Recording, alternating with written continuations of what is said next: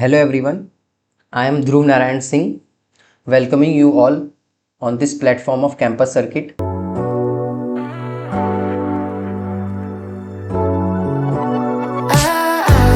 Got me upside down, spinning around you.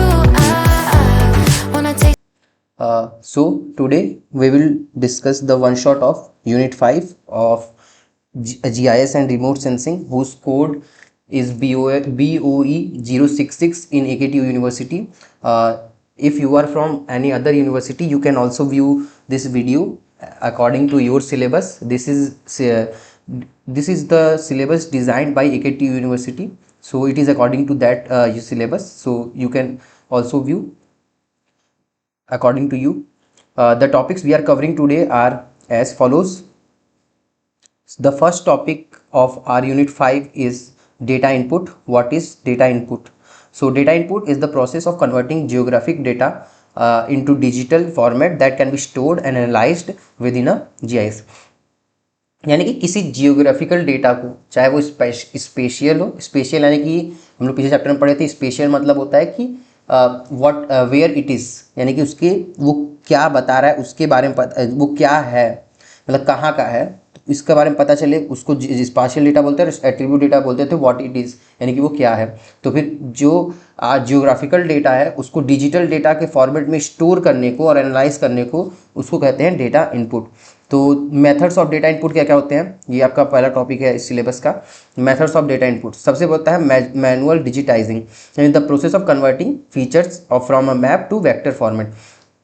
यानी कि हम लोग को अपने आप मतलब जो फीचर्स हैं, मतलब कि जो एक मैप में फीचर्स होने चाहिए, उसको हम लोग मैथमेटिकली रिप्रेजेंट करके कंप्यूटर के थ्रू मतलब आप रिप्रेजेंट करते हैं, इनपुट करते हैं, तो उसको कहते हैं मैनुअल डिजिटाइजिंग। इसके दो तरीके होते हैं, heads up digitising on screen, this is the modern standard, a scanned map और satellite image is used as a background on the computer screen and the user traces features using a mouse. यानी कि हम लोग computer screen पे अपने map को खोल के और फिर उससे जो फीचर्स एक्सट्रैक्ट करते हैं और उसको हम लोग बोलते हैं हेड्स अप डिजिटाइजिंग। और टैबलेट डिजिटाइजिंग होता है, ये एक पुराना मेथड है जिसमें कि large pressure sensitive electronic table and पक a mouse like device using with crosshair to trace physical paper map। तो इसमें हम लोग क्या करते थे कि एक टैबलेट टाइप का, मतलब कि एक डिवाइस होता था, इलेक्ट्रॉनिक डिवाइस, जिसपे कि हम लोग जो पेपर मैप होते हैं उनको ट्रेस करते थे, तो इसको कहते थे टैबलेट डिजिटाइजिंग। और दूसरा मेथड होता है scanning and vectorisation. Scanning is used when you have large number of paper maps that need to be brought into system quickly. जब स्कैन हम लोग तब करते हैं जब बहुत सारे पेपर मैप होते हैं, बहुत सारे मैप्स होते हैं, उनको स्कैन एक साथ, मतलब बहुत सारे पेपर मैप्स को अगर एक साथ इनपुट देना है तो उसके लिए स्कैनिंग का यूज़ करते हैं। ये प्रोसेस कहता है कि हाई रेजोल्यूशन स्कैनर होता है जो कि पेपर मैप को रास्टर इमेज यानी कि पिक्सल बेस्ड इमेज में कन्वर्ट कर देता है। वेक्टराइजेशन क्या होता है, वेक्टराइजेशन specialized software is used to perform automated feature extraction or raster to vector conversion, turning the pixels back into lines and polygons। जब हम लोग पिक्सल्स के थ्रू जो पिक्सल डेटा है उसके हिसाब से वेक्टर डेटा यानी कि लाइंस और पॉलीगन्स बनाते हैं, तो उसको वेक्टराइजेशन कहते हैं। और तीसरा है इसका जो डेटा इनपुट टाइप है, मेथड है, वो है GNSS। तो GNSS क्या होता है, पिछले चैप्टर हम लोग पढ़े थे GNSS क्या होता है। तो इससे कैसे कैसे GNSS से डेटा इनपुट करते हैं हम लोग, फील्ड सर्वे के थ्रू, यानी कि कहीं पे ग्राउंड रियलिटी में जाके वहाँ पे एक्चुअल जो वहाँ के वहाँ का सर्वे करके और फिर उससे जो डेटा आता है उसको डेटा को इनपुट करना, उसको कहते हैं फील्ड सर्वे। और रियल टाइम डेटा यानी कि modern GPS apps allows this data to be synced instantly to the database via cloud. यानी कि जो आपका GPS app real time data produce कर रहा है उसको हम लोग डेटाबेस से सिंक करते हैं क्लाउड के थ्रू, उसको बोलते हैं रियल टाइम डेटा इनपुट। और चौथा होता है डिजिटल डेटा ट्रांसफर। ये क्या होता है कि the data already exist in digital format and simply needs to be imported. यानी कि हम लोग के पास डिजिटल फॉर्मेट पे डेटा है, बस उसको इम्पोर्ट करने की यानी ट्रांसफर करने की ज़रूरत है बस। और इसके जो अलग अलग तरीके होते हैं सैटेलाइट इमेजरी, यानी कि जो सैटेलाइट से इमेज लेके उसको ट्रांसफ़र करना, डिजिटल डेटा को ट्रांसफ़र करना। एग्जिस्टिंग डेटाबेस यानी कि एक डेटाबेस से दूसरे डेटाबेस में डेटा ट्रांसफ़र करना। वेब सर्विसेज यानी कि रियल टाइम में किसी डेटा को, जैसे कि आप स्ट्रीमिंग, अगर वेब स्ट्रीमिंग कर रहे हैं तो फिर उसमें रियल टाइम में डेटा उस डेटाबेस से उठ के आपके डेटाबेस पे आ रहा है रिजल्ट, तो उसको कहेंगे web services.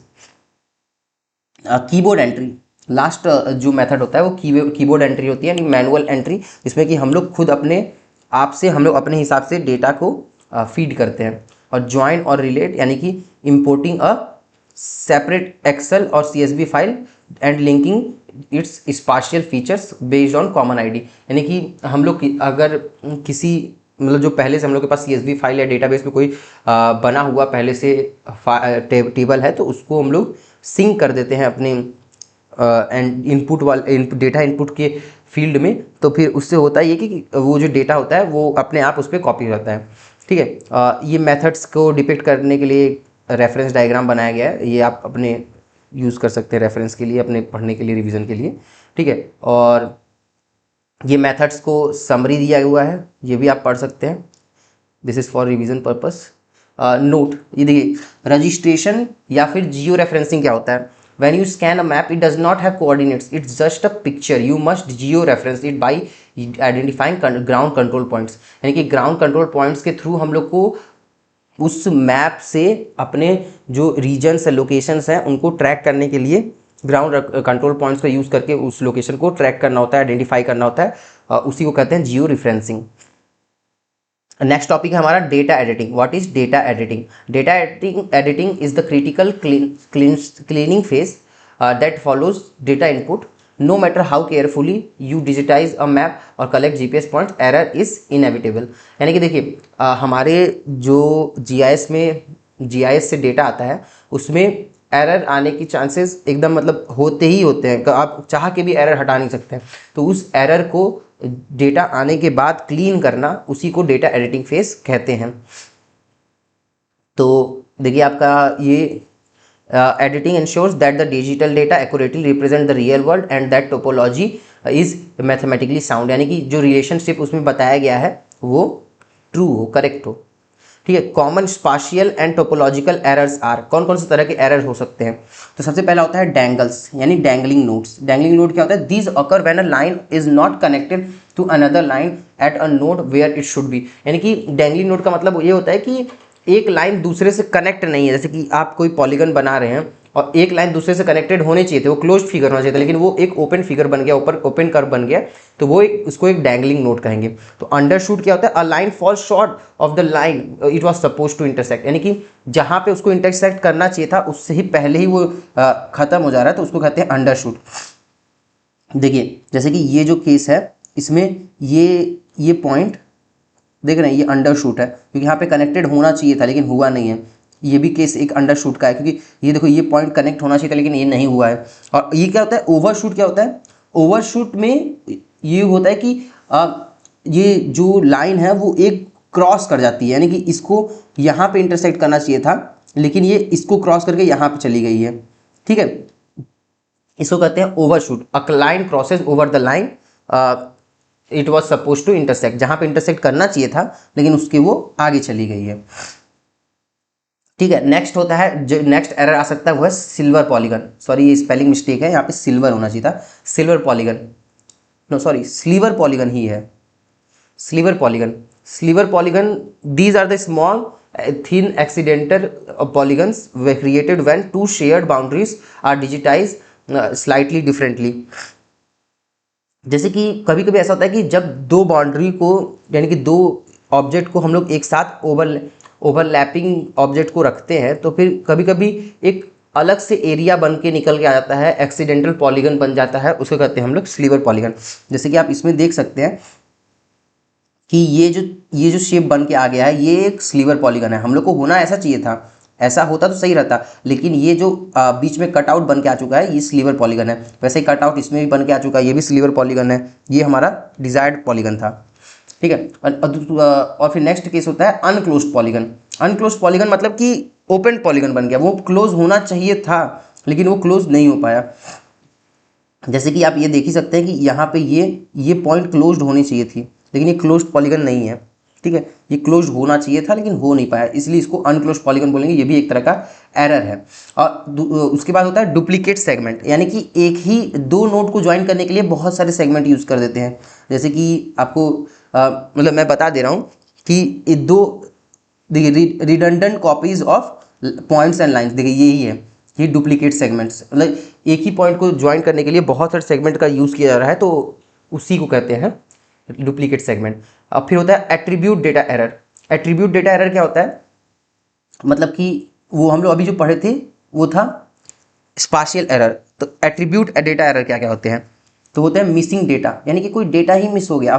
Spatial feature like parcel exist but it corresponding information is empty, यानी कि देखिए इसका किसी पर्टिकुलर ऑब्जेक्ट का स्पाशियल इंफॉर्मेशन है आपके पास कि वो स्पाशियल इंफॉर्मेशन है, लेकिन एट्रीब्यूट डेटा नहीं है, तो उसको कहेंगे मिसिंग डेटा।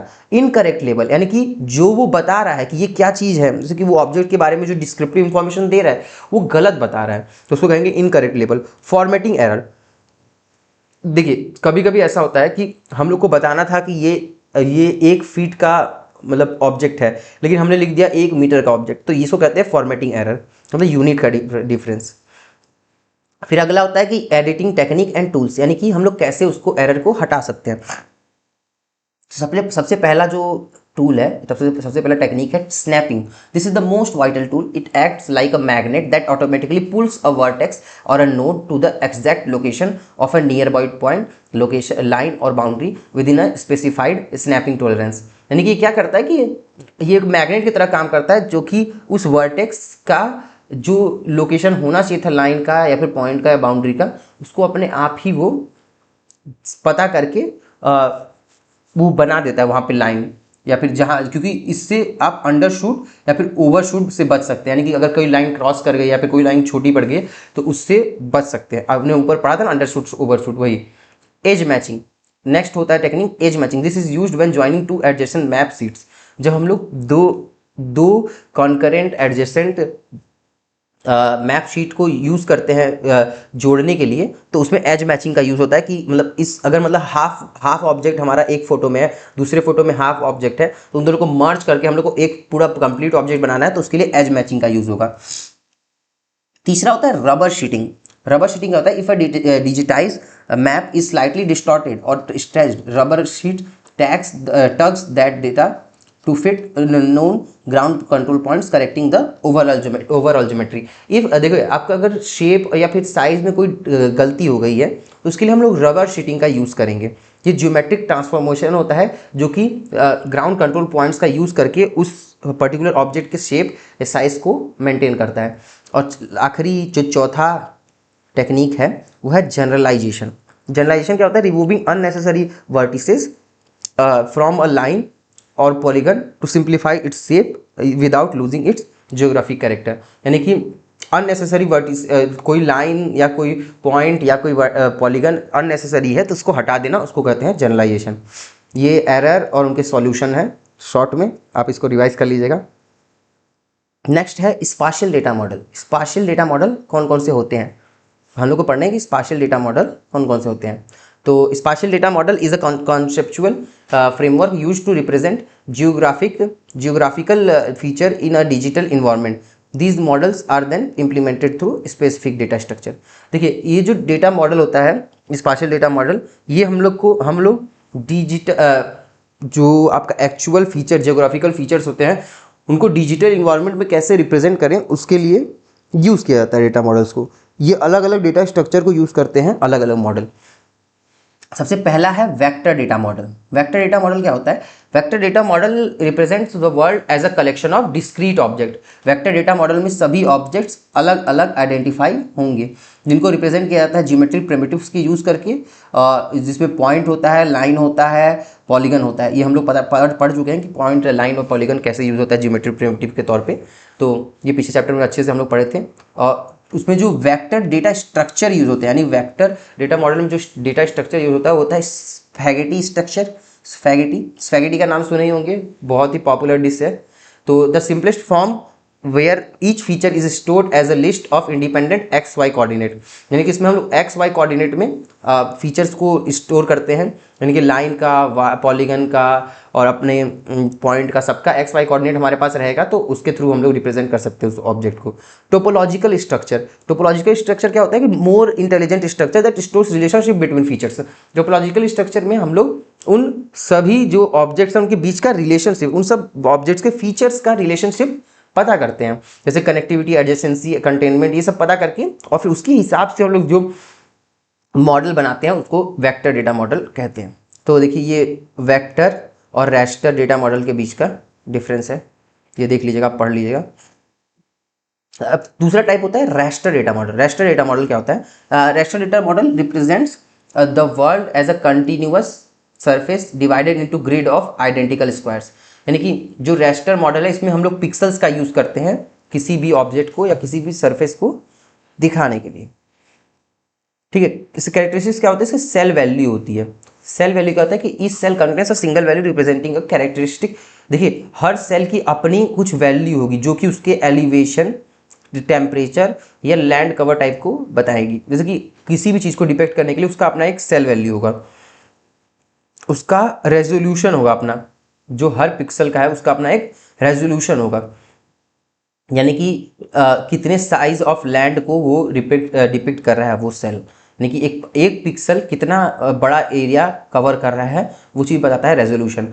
ये किसके लिए पिक्सल रैस्टर डेटा मॉडल को यूज़ किया जा सकता है? सबसे बढ़िया तो होता है डिजिटल एलिवेशन मॉडल बनाने के लिए और सैटेलाइट इमेजरी के लिए, ठीक है। ये मेन इसी दोनों काम के लिए यूज़ किया जाता है।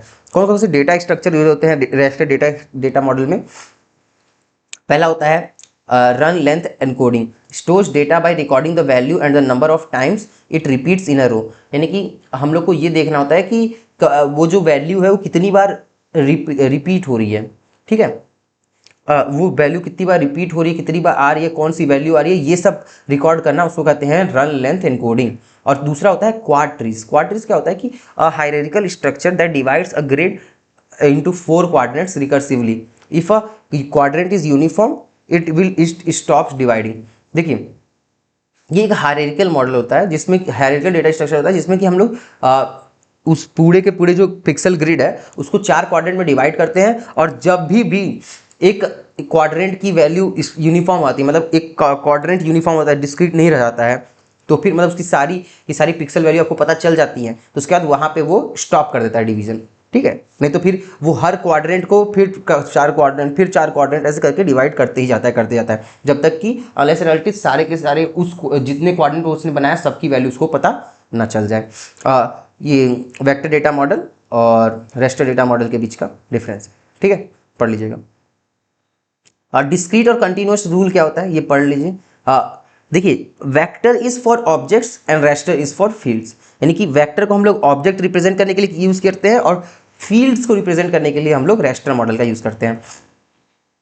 आजकल के हाइब्रिड सिस्टम में क्या होता है कि वो लोग दोनों यूज करते हैं, रैस्टर मॉडल को भी यूज करते हैं और वेक्टर मॉडल को भी यूज करते हैं। जैसे कि रैस्टर मॉडल को यूज करेंगे वो लोग टेरेन को रिप्रेजेंट करने के लिए, और जो वेक्टर मॉडल को यूज करेंगे वो लोग रोड को रिप्रेजेंट करने के लिए करेंगे। और नेक्स्ट टॉपिक है तो फिर हमारा attribute data management.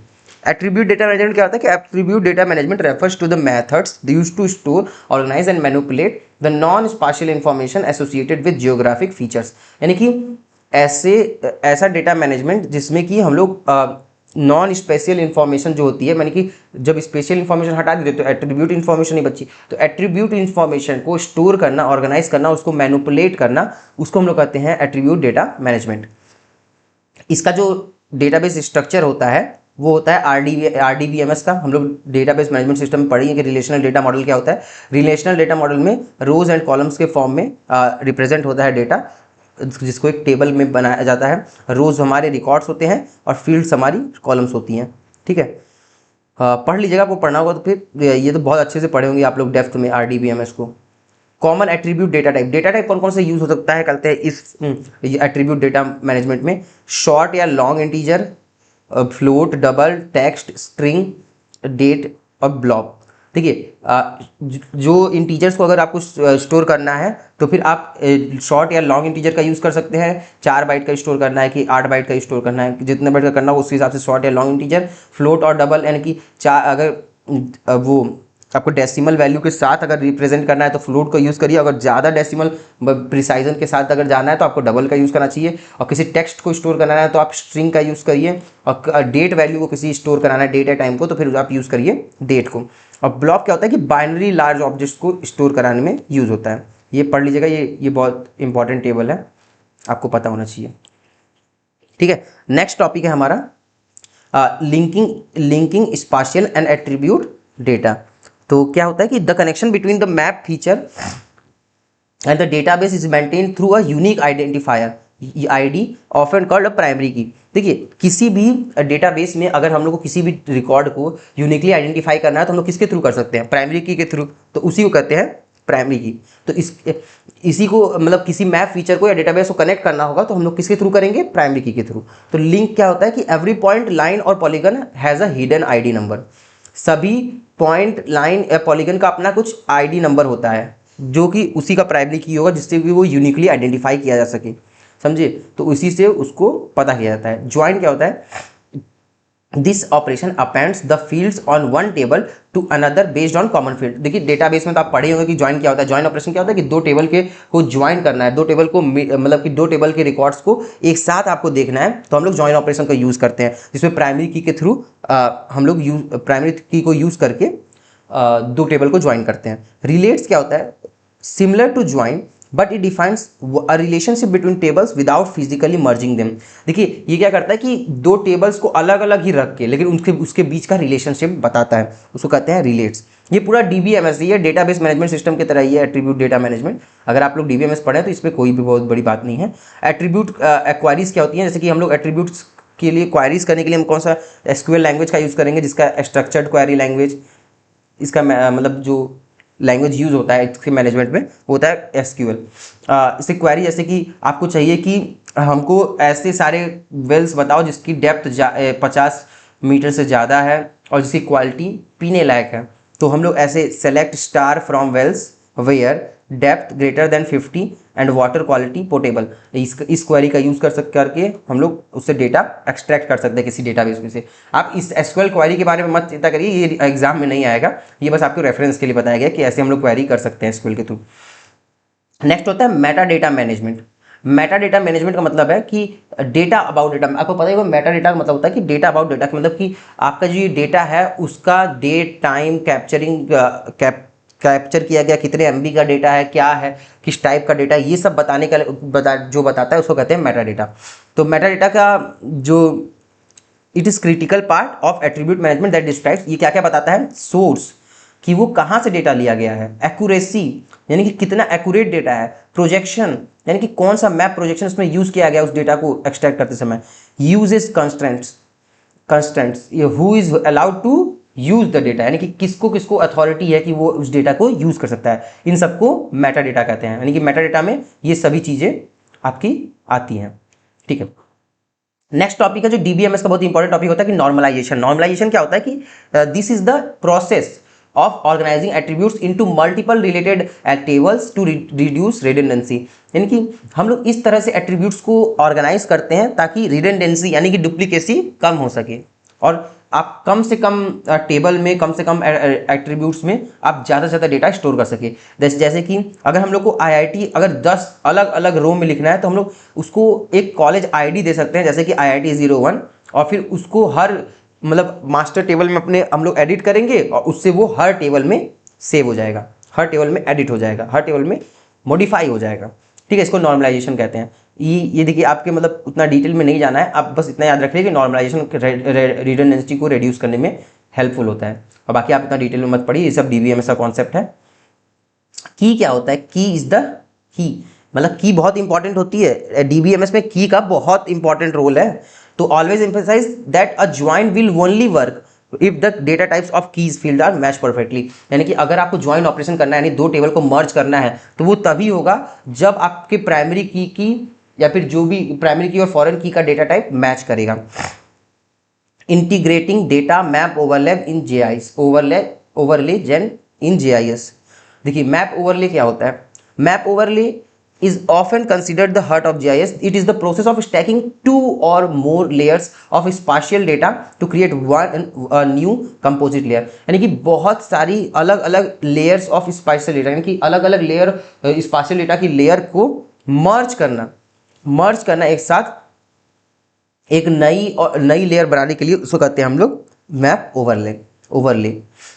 Map overlay की दो टाइप्स होते हैं, vector map overlay. Vector map overlay क्या होता है कि vector overlay combines points, lines and polygons to create new features based on their logical intersection. यानी कि हम लोग उसकी जो इंटरसेक्शन पॉइंट्स हैं उनको उनके मतलब रेफरेंस लेके अलग अलग लाइंस को, पॉलीगन्स को, पॉइंट्स को मर्ज कर देते हैं, उसको कहते हैं वेक्टर मैप ओवरले। इसके अलग अलग टाइप्स है, जैसे कि पॉलीगन ऑन पॉलीगन ओवरले यानी कि अगर एक पॉलीगन के ऊपर दूसरा पॉलीगन आ जाता है या तो हम लोग इंटरसेक्शन पार्ट कलेक्ट करेंगे, यानी कि इंटरसेक्शन पार्ट का मतलब क्या होता है, दोनों में जो कॉमन एरिया होगा उसको हम लोग ले लेंगे, या तो हम लोग उसका यूनियन पार्ट लेंगे। यूनियन पार्ट मतलब कि दोनों का जो एरिया होगा दोनों के दोनों एरिया को ले लेंगे, या तो हम लोग इरेज पार्ट लेंगे, यानी कि जो दोनों में नहीं होगा उसको, या फिर एक में जो नहीं होगा दूसरे में होगा उसको लेंगे। समझ गए? तो देखिए यहाँ पे ये ऑपरेशन सारे दिए हुए हैं। यूनियन ऑपरेशन क्या होता है, इंटरसेक्शन ऑपरेशन क्या होता है, सिमेट्रिक डिफरेंस ऑपरेशन क्या होता है, आइडेंटिटी। देखिए यूनियन में क्या होता है कि दोनों को ले लिए, दोनों की जगह ले लिए, दोनों के जो एरिया है वो कवर कर लिए। इंटरसेक्शन में जो दोनों के बीच कॉमन एरिया है वो कवर कर लिए। सिमेट्रिक डिफरेंस में क्या है कि जो दोनों का अपना यूनिक एरिया है, जो दोनों के बीच में कॉमन नहीं है, कॉमन को हटा के जो एरिया है उसका पहले दोनों का यूनियन ले लीजिए और फिर उसमें से यूनियन में से इंटरसेक्शन हटा दीजिए, उसको कहते हैं सिमेट्रिक डिफरेंस। आइडेंटिटी क्या होता है कि पहले वाले का पूरा एरिया और दूसरे वाले का कुछ भी नहीं, मतलब कि जैसे कि जो पहले वाले का पूरा एरिया है और जो दूसरे वाले का कॉमन एरिया है पहले वाले से, बस वही वाला पार्ट, यानी कि रेक्टेंगल पूरा का पूरा लेंगे और सर्कल का जो पार्ट कॉमन है रेक्टेंगल के साथ बस वही पार्ट लेंगे।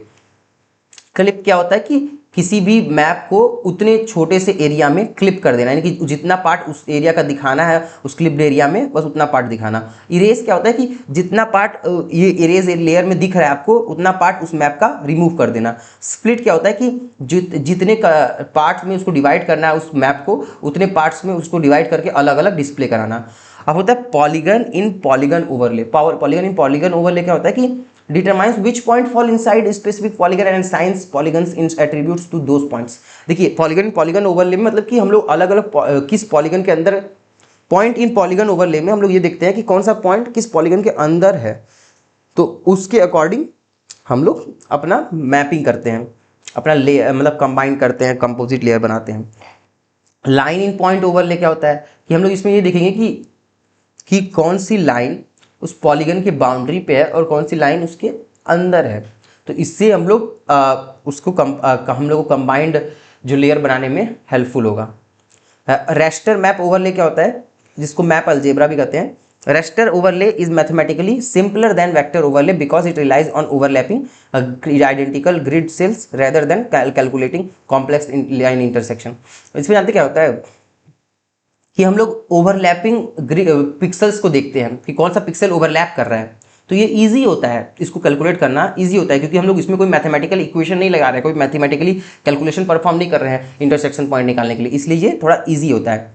ये कैसे वर्क करता है, GIS performs mathematical operations add subtract multiply on the values of corresponding cells across multiple raster layer, यानी कि अलग अलग पिक्सल वैल्यू के लिए, अलग अलग रेस्टर लेयर के लिए हर पिक्सल के लिए अपना मैथमेटिकल ऑपरेशन परफॉर्म करेगा और फिर इसमें इक्वेशन नहीं लगाना होता है, इसमें ऑपरेशन बस करना होता है, ऐड सब्ट्रैक्ट मल्टीप्लाई, इसलिए ये थोड़ा इजी पड़ता है। ठीक है, इसके एग्जांपल क्या क्या है, लेयर 1 एलिवेशन लेयर यानी cell valued 1 to 10 for suitability, layer 2 proximity और रोड्स यानी सेल वैल्यूड 1 to 10, और the GIS adds the value of corresponding cells to create a new map. जो हर पिक्सल्स की वैल्यू होती है उन सबको ऐड कर देता है उस नए मैप में, ताकि नया मैप जो है वो अच्छे से किसी लोकेशन को डिपिक्ट कर सके।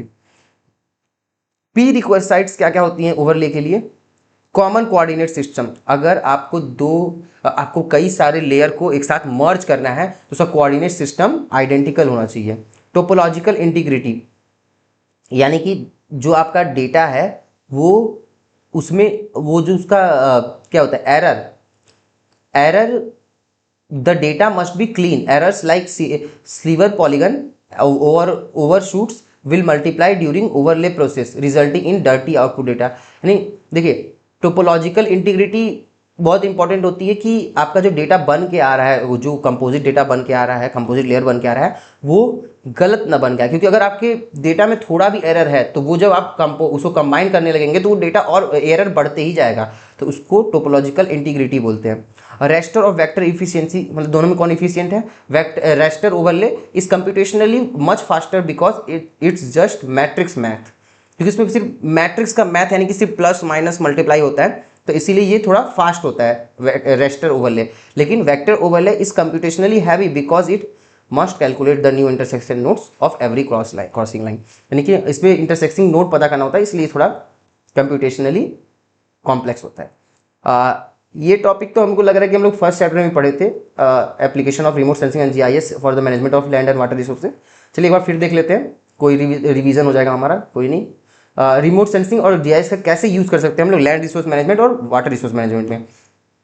तो लैंड रिसोर्स मैनेजमेंट के लिए हम लोग कैसे यूज कर सकते हैं? लैंड यूज और लैंड कवर मैपिंग के लिए, मतलब हमारा जो लैंड है वो कितना परसेंट यूजेबल है, कितना एग्रीकल्चरल लैंड है, कितना अर्बन एरिया है, कितना हम लोग का रूरल एरिया है, कितना क्या कैसे है, तो वो सब लैंड कवर को देखने के लिए और लैंड यूज़ को देखने के लिए हम लोग ये जीआईएस और रिमोट सेंसिंग का यूज़ कर सकते हैं। प्रिसाइज एग्रीकल्चर, इसमें हम लोग क्या होता है कि जीआईएस रिमोट सेंसिंग के थ्रू हम लोग एग्रीकल्चर को भी अपने इम्प्रूव कर सकते हैं, ताकि हम लोग को ये पता चल सके कि कितना पानी की ज़रूरत है, कितने मतलब कौन सा सॉइल बढ़िया है, कौन सा बेकार है, ठीक है, इस तरह। और सॉइल मैपिंग या डिग्रेडेशन को भी हम लोग, जैसे कि हम लोग ये भी पता कर सकते हैं कि कहाँ पे डिफॉरेस्टेशन हो रहा है तो वहाँ पे सॉइल इरोजन होने के चांसेस ज़्यादा हैं, कहाँ का सॉइल मतलब अच्छा है, कहाँ पे जो सॉइल की क्वालिटी है वो ख़राब है, कहाँ का टॉप सॉइल रिमूव हो चुका है, कहाँ पे हम लोगों को सॉइल इरोजन मतलब सॉइल प्रोटेक्शन की ज़रूरत है, मतलब कहाँ पे हम लोग को टॉप सॉइल बचाने की ज़रूरत है।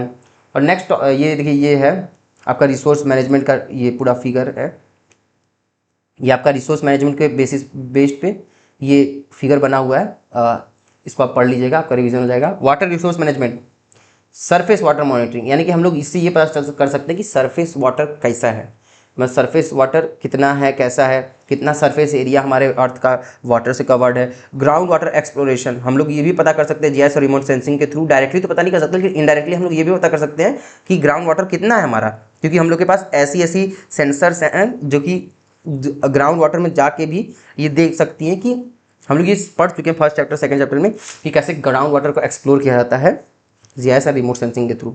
तो वाटर शेड मैनेजमेंट, यानी कि GIS model the drainage pattern of a region to identify the best locations to check dams और रेन वाटर हार्वेस्टिंग, यानी कि हम लोग को पता करना है कि कहाँ कहाँ पे हम लोग रेन वाटर हार्वेस्टिंग या डैम बना सकते हैं, तो उसके लिए भी बहुत यूजफुल है GIS and remote sensing. Flood and drought assessment, हम लोग को ये पता चल ही सकता है क्योंकि देखिए हम लोग पढ़े थे कि फ्लड मॉनिटरिंग के लिए जीआईएस का यूज़ किया जाता है, तो इसीलिए अगर आप जीआईएस का रिमोट सेंसिंग का यूज़ कर ले रहे हैं फ्लड और ड्रॉट पता करने के लिए, तो आप आगे के कंडीशन में मतलब फ्यूचर में फ्लड और ड्रॉट को मतलब अवॉइड कर सकते हैं।